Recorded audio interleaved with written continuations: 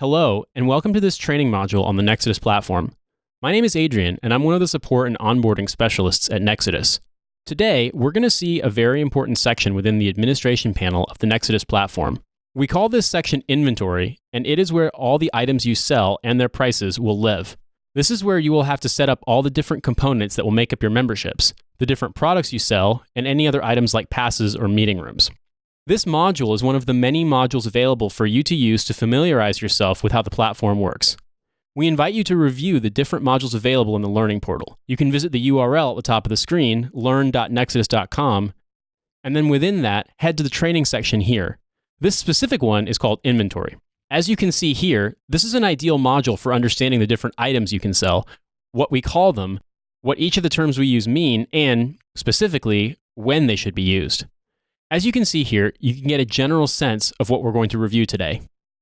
So, first of all, I'm going to describe the different items you can sell within the Nexudus platform. This will include what we call products, plans, passes, and resources. We also will see how to create and manage floor plans. These are the visual representations of your floors and where the different items you sell, like desks, private offices, and sometimes hot desks, will be laid out. We'll identify what is a plan, how to create a new one, as well as what is a new product and how to create a new product. After that, we'll look at passes, day passes, and how to bundle them into products so you can sell items like a day pass or a 10-day pass to customers. We will assign a price to a meeting room, and we will identify how to price the different resources and meeting spaces available in your space, as well as how to create credits that members will be able to use to book those rooms and resources as part of their plans. Finally, we'll look at the different meeting room credits that you have in terms of meeting room time or meeting room monetary credit and how to add those to different plans and different products. Feel free to review the different modules we have in training. If this one is something you're already familiar with, you can look at the different options here in this menu where we cover different areas of the system. And without further ado, I'll move to the administration panel so that we can start to understand the different items you can sell. I'll go back and forth between the administration panel and this page so that you can get a sense of where we are within the module. If you're not yet logged into the platform, then go to platform.nexudus.com, which will allow you to log into your account and to the administration panel within it. This is a demo account, so all the data you will see here is completely fictional. We've tried to make it as sensible as possible, but all the names and all the different components you see here are not real. The contents of this module specifically relate to the inventory tab or menu item here. If you click on it, you will load this home page for the inventory module. This is where you will see all the different options and the different sections that you can access within the inventory section itself. Specifically, we're going to talk about sales, but we will see all of these menu items during this module. To start with, however, I want to talk to you about the different sales items that you can list and manage here. Specifically, products, plans, passes, and what we call booking resources. Products represents any items you sell normally as a one-off. If I click on products, you see a few examples that we've created in this account. A common example of a product would be a day pass, which is a product that a customer will buy to spend one day in your space.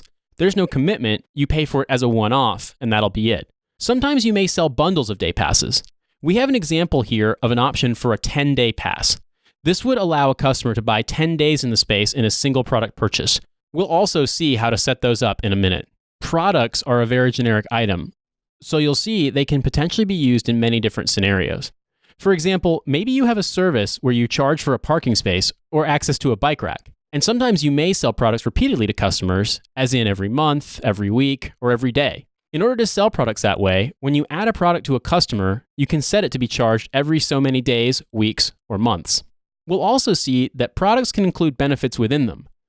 We'll look at this later in the module.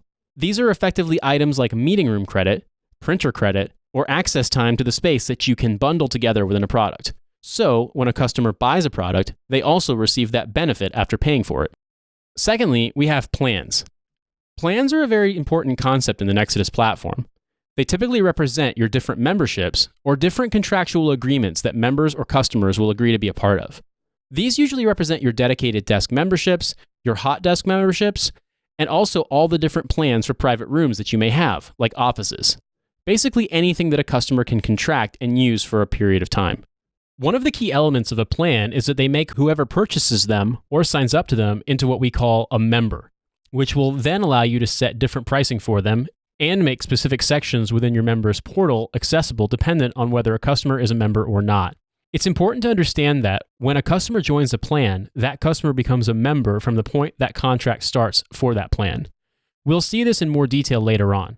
So if I access a plan, for example, this dedicated desk plan, you could say the plan is like a template for customers to contract or sign up based on these terms. When editing a plan, you can set a name and a description, which are displayed on your website if you decide to publish the particular plan.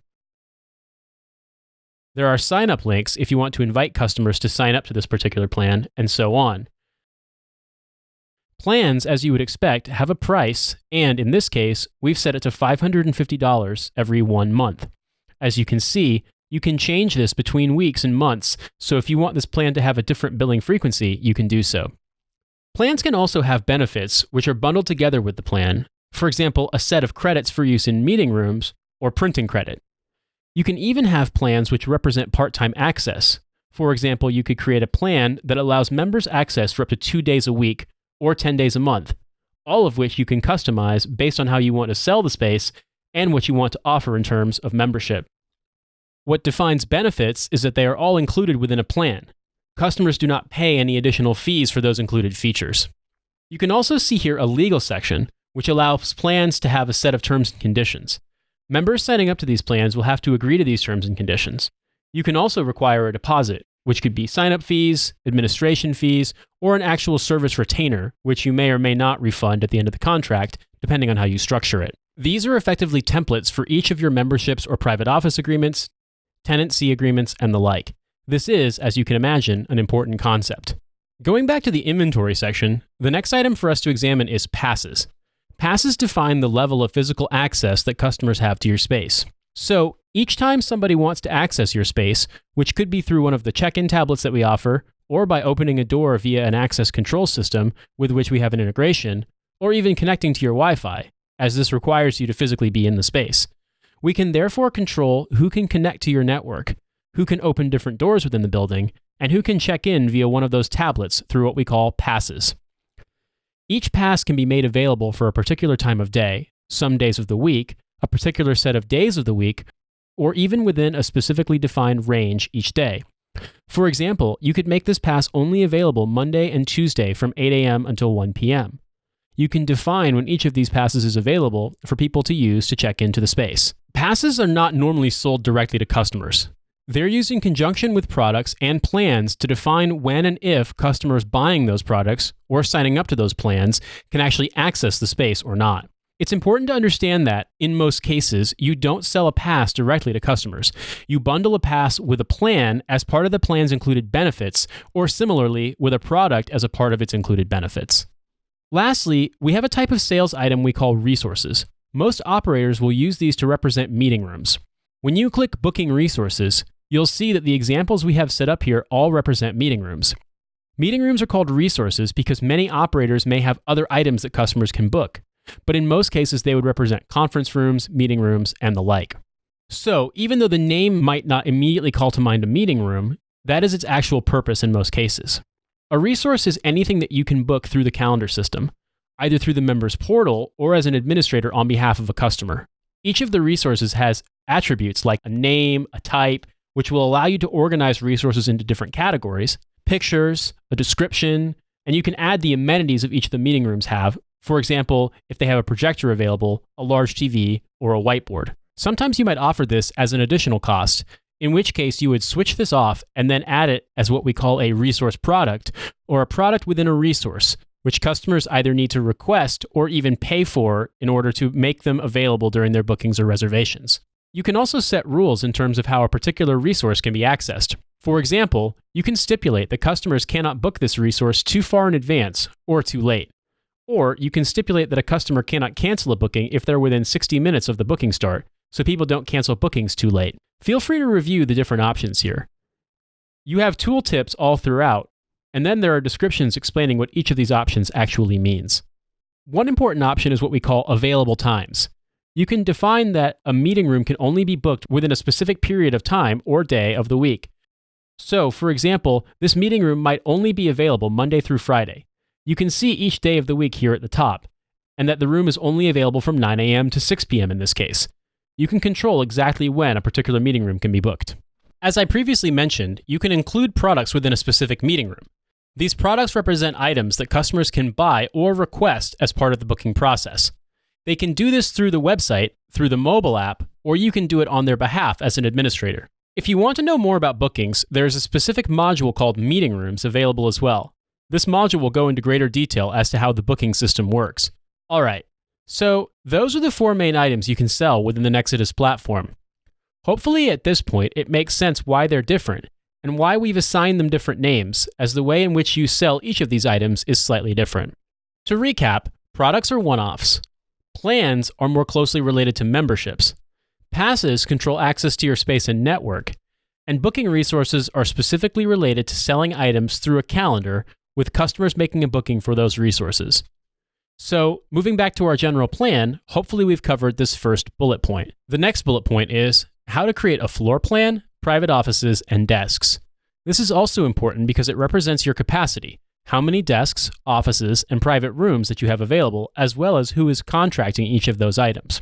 This allows us to determine your current capacity, your historical capacity, which we assess by looking at the contracts you've had in the past to determine how busy you've been and how many units you've sold in the past.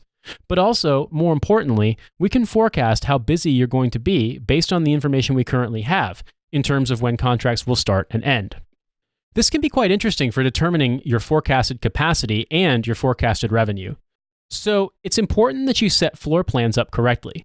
Ideally, even though you don't need to upload an image of your floor plan, it's preferable that you do so in order to tell where people will be physically located in the building, in case you need to locate a particular tenant or to help a visitor reach a particular office, and so on.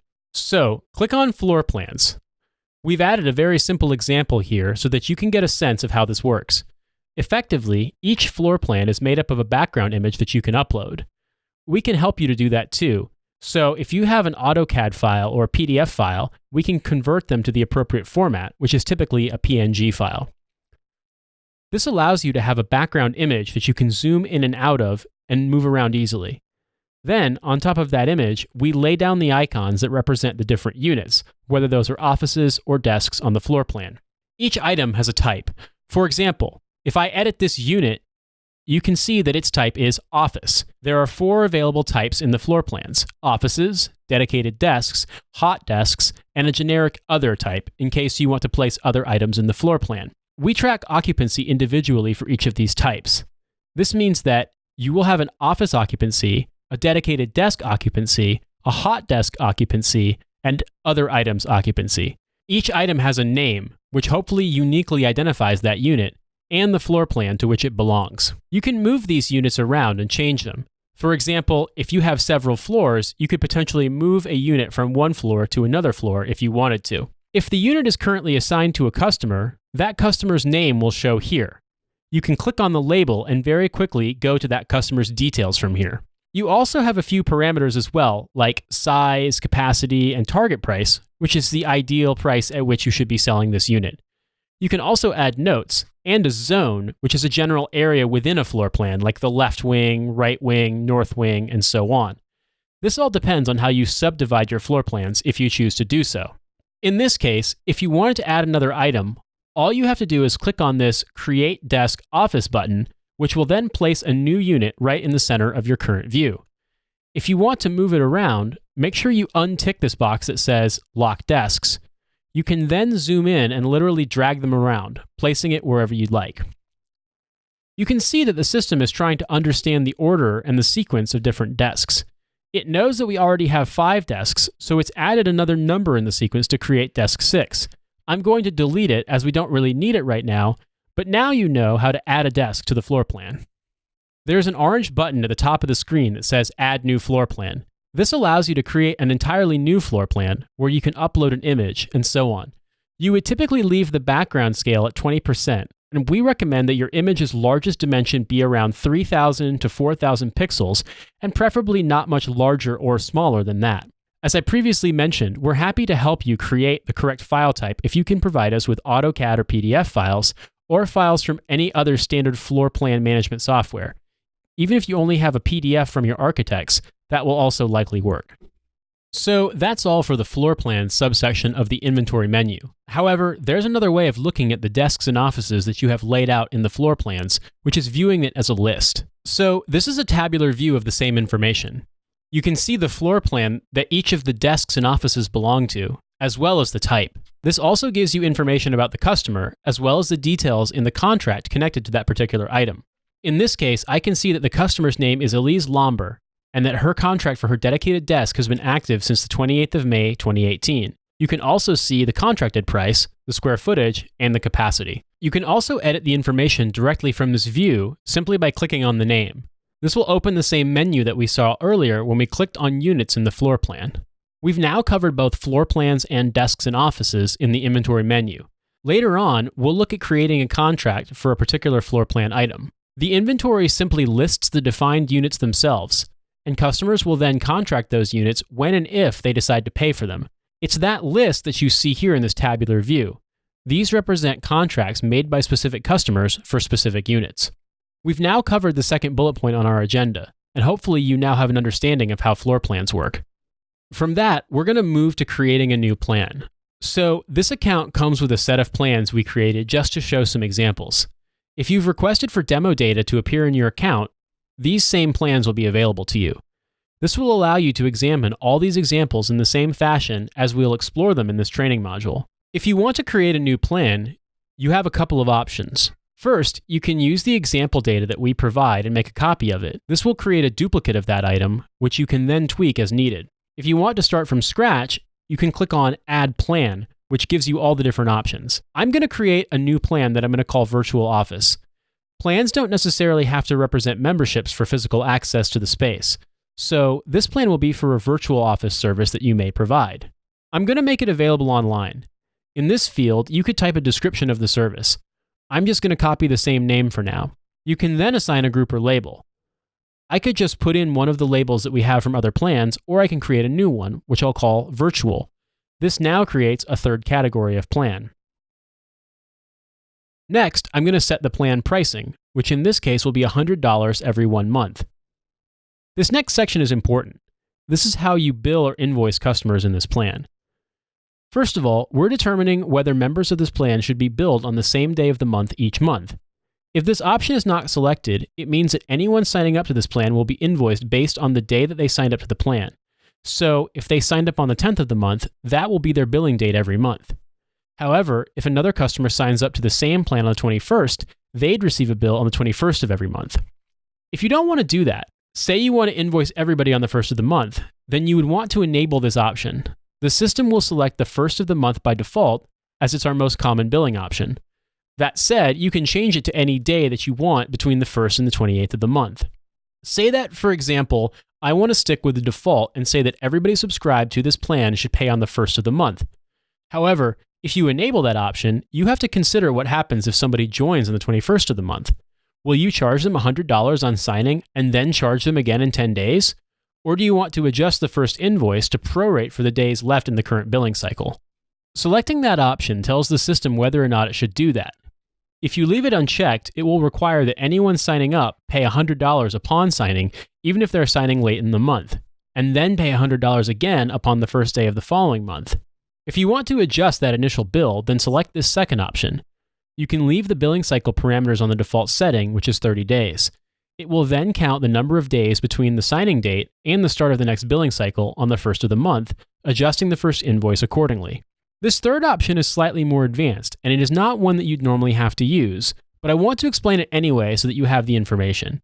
So, if you wanted to bill customers on the 10th of the month, but also wanted to prorate customers' first bills based on their date of signature within the billing cycle, you can do so here. In this configuration, customers are billed on the 10th of each month, but a customer signing up on the 21st of the month would pay a prorated amount based on the days between the 21st and the 1st of the next month, not the 21st and the 10th. As I said, there are edge cases in which you might want this flexibility, but in most cases you won't need it if you stick to the more basic configuration. In a similar fashion, when someone signs a contract, you might also give them an option of paying a prorated amount if they cancel their contract halfway through the month. So, for example, if customers are billed on the 1st of the month and a customer requests to cancel their contract after the 21st of the month, you need to determine if you want to charge them the full $100 for their final month, or if you want to adjust their last month's payment based on the number of days that they'll still be a member during that final billing period. If you enable this option, someone leaving in the middle of the month will only pay for the days between the first of the month and the date they depart. So in this case, they'd pay for 21 days if their final date was the 21st of the month. If you disable this option, someone canceling their plan halfway through the month will still pay the full amount for their last month.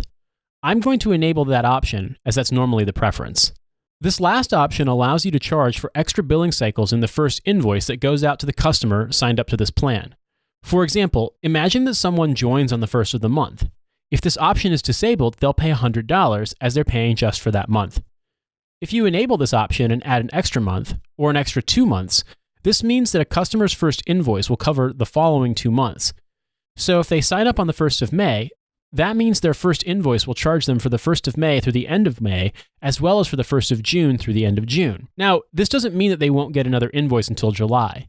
Instead, they'll bill on the 1st of June, billing them for the month of July, because you're billing them a month in advance. The customer will still pay every month from the day they join.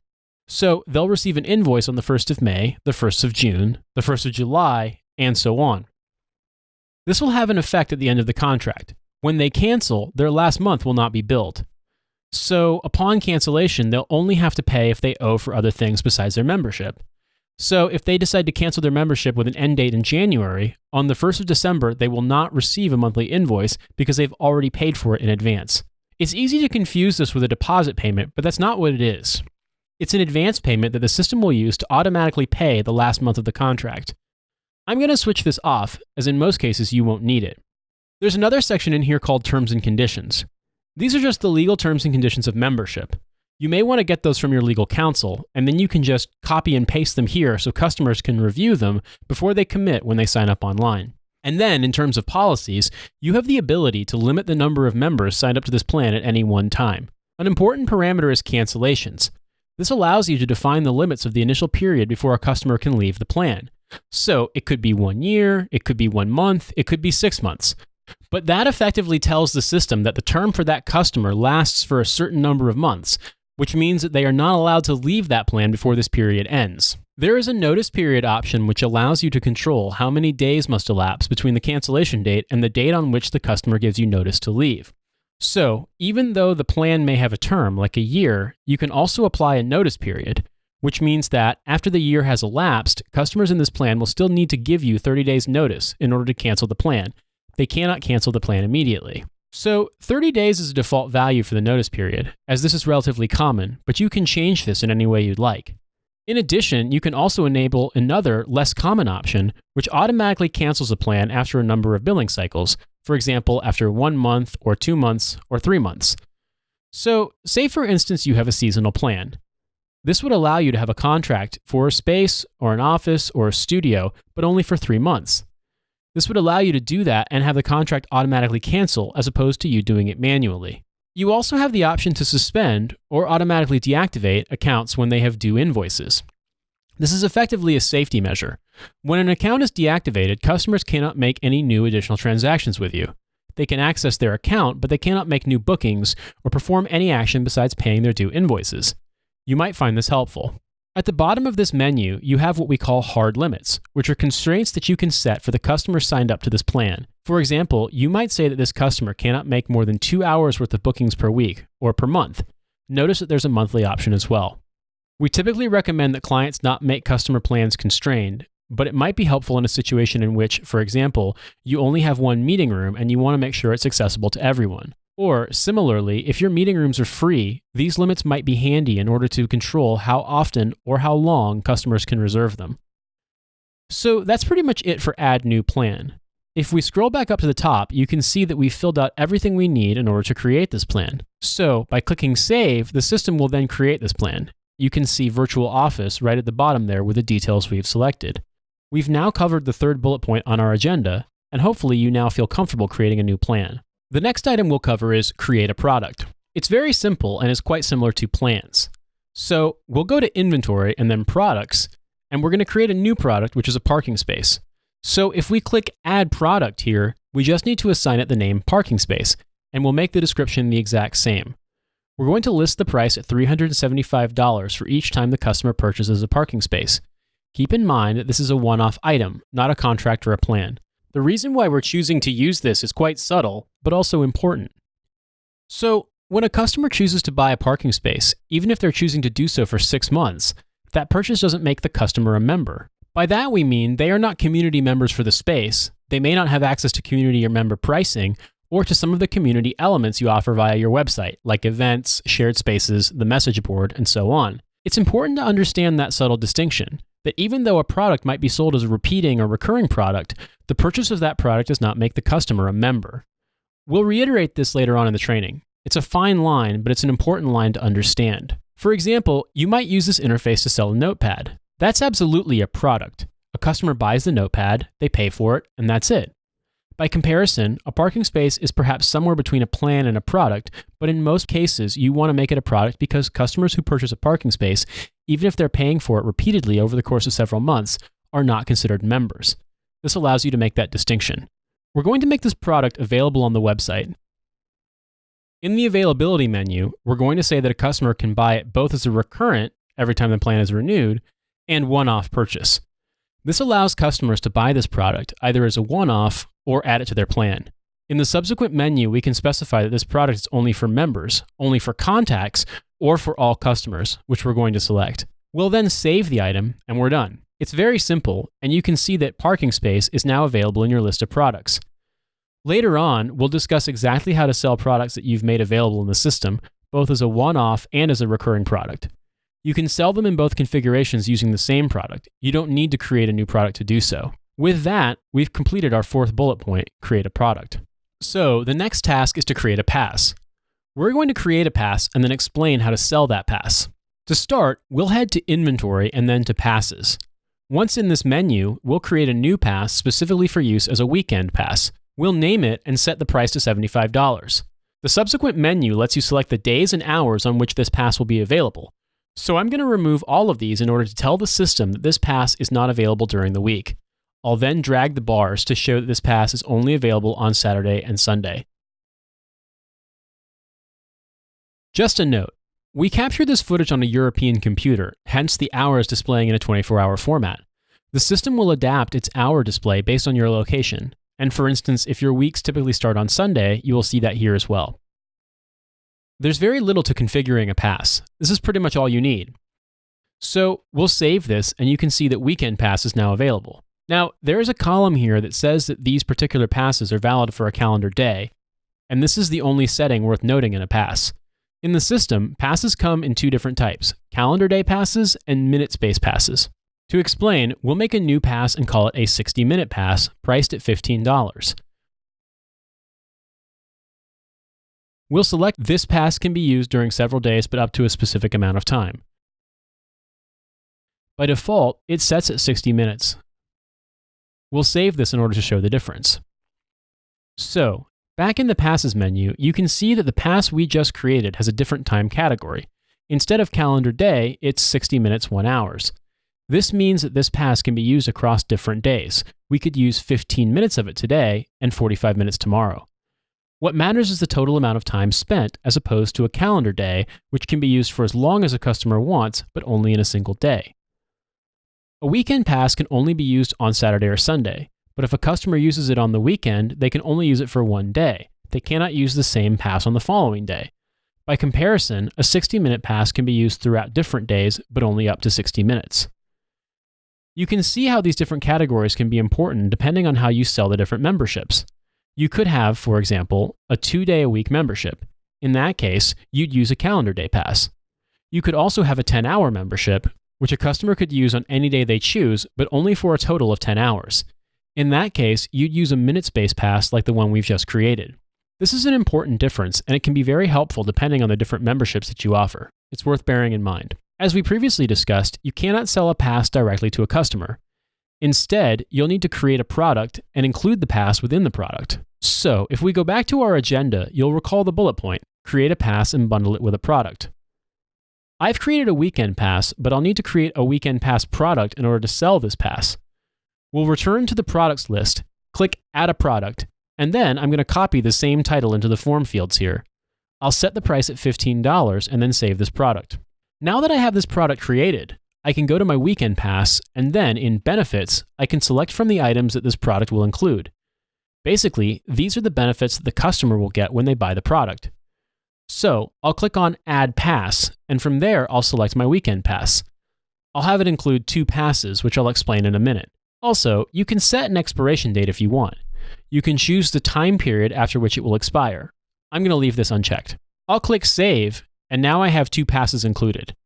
I'm going to adjust the price up to $30. This is of course your choice, as you can sell the product at any price. It doesn't matter how much the included passes are worth. This now allows you to enable the sale of this via your site. And now someone paying $30 or $20, or however much you want to make it, will get 2 weekend passes. Now the customer can use each of these passes on either Saturday or Sunday. We didn't set an expiration date for these passes, which means that a customer could buy 2 weekend passes, use one on Sunday, and then use another one on the following Saturday. If you're okay with that, it's no problem. If you don't want to allow that, you can set an expiration period for the pass.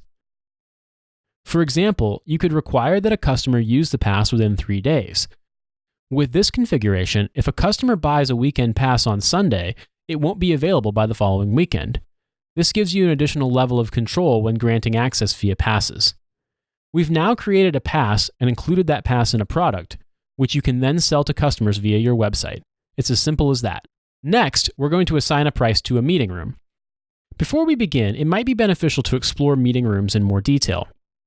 You can find meeting rooms by clicking on the Inventory tab, and then, after that, by clicking on Booking Resources. These are some example meeting rooms that we've provided. When you access a meeting room's details, there's an important concept to note. Every meeting room has a type. If I hover over the information icon, it explains that the prices of meeting rooms are based on their type. So, all meeting rooms of the same type will have the same price. For example, if you have 6 small meeting rooms, each of these 6 small meeting rooms will have the same price. You can, of course, create as many types as you want. If all of your meeting rooms are different because they have different sizes, different features, and different configurations, then you can create a different type for each of them. That's not a problem. However, if you have several meeting rooms of the same type, make sure they're all the same type in the system, because that will save you a lot of time in setting up and updating the prices for all of them in one go. The prices of meeting rooms are available in the Prices tab here.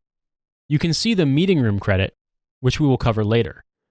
At the top, we have the small meeting room's hourly price, which will remain the same price for all meeting rooms of this type. If I click into the details of this price, and then change the price to say $40, you'll notice what happens when I save and close this. We're currently in the DVI room. If I go back to Inventory and then click on Booking Resources, you can see the types of meeting rooms here: small meeting room, large meeting room yellow. There are a variety of types. I'm going to click on the HDMI room, and if I go to Prices, notice how the price of the HDMI room is also $40. This is because both the DVI room and the HDMI room are small meeting room type. Because I changed the price of a small meeting room in the system, every other meeting room of this type now has its price changed. This is a very important concept, and you want to make sure that you understand it. If you change the price of a type of meeting room, all meeting rooms of that type will have the same price. The same goes for adding or removing prices. When you do so, all the prices for the rooms of the type you've edited will change. If we click on the router room, you'll see that because its type is large meeting room, its price has not changed. It's still $175. So, how do you add a new price? Let's click on the DVI room and go to Prices. I'm going to edit this price by changing its name to say Non-Members. I'm going to make this price apply only to contacts and save the changes. The price is currently $40 and I want to change that. So I'm going to copy that title and make a new price. I'm still in the details of the DVI room. I'll change the name to read Members and select that this price applies to only members. Next, I'll click Set Pricing and we'll make this room slightly cheaper for members. It'll be $25 every hour. Then I'll save. We now have 2 rates here. We'll ignore the meeting room credit for the time being. We can select between small meeting rooms, members, and non-members. There are 2 different prices. One is $25 an hour and the other is $40 an hour. Now I'll return to meeting rooms and check out the HDMI room.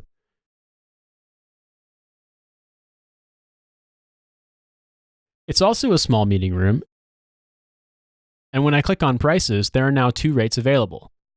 It's very important to note this. Every time you change the prices on a resource, all the resources of that same type will also get the price change assigned to them. If you want to create a new resource type, simply return to Inventory and then click on the shortcut labeled Resource Types. This is where you manage the list. That said, you can also add a resource type within the details of a single resource. If I click on the DVI room, I can type in the name of a new resource type and add it to the system from here. I'm going to make this the DVI rooms type, and I can actually click on Add DVI rooms as a new type. This will separate this room from the other resources assigned to the small meeting rooms type, which allows you to price it differently if you wish. This allows you to add a specific price to a particular meeting room. I'll also explain how to create a new meeting room. It's pretty straightforward. Click Add Resource at the top of your screen. This prompts a new menu where you can type in the meeting room name, the type of resource, the description, whether or not you want it on the website, and so on. Once you've added it, you can go in and change the different elements of the meeting room as you wish. That's it for assign a price to a meeting room. Our next agenda item is the different types of credit. I'll now talk about credits. Credits are benefits that you may include as part of your products or plans. There are basically two types of credits when it comes to meeting rooms.